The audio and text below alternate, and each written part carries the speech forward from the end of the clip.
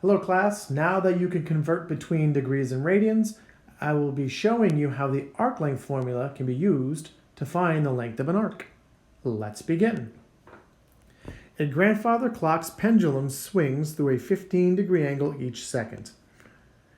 If the pendulum is 33 inches long, how far does its tip move each second? Round your answer to 2 decimal places.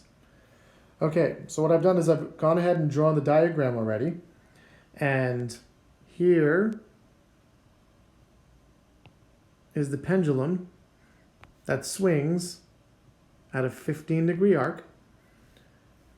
The pendulum's length is 33 inches, and we are trying to figure out how far does the tip of the pendulum move.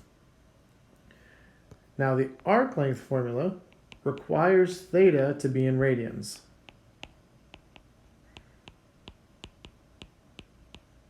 And right now, theta is in degrees. However, we can convert it to radians by multiplying that by pi divided by 180.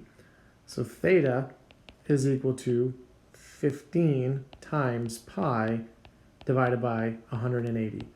And you don't have to reduce that because we want our answer to 2 decimal places. So it's unnecessary to reduce that fraction. So the arc length is going to equal 33 times theta in radians.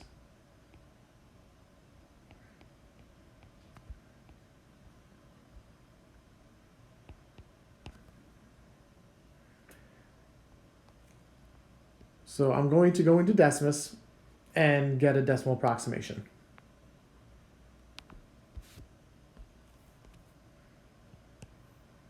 So 33 times 15 pi divided by 180.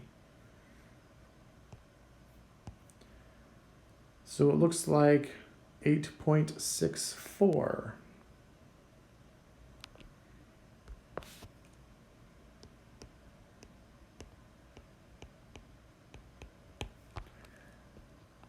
So the tip of the pendulum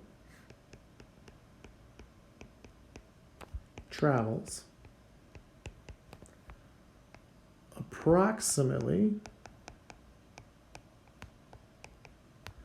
8.64 inches.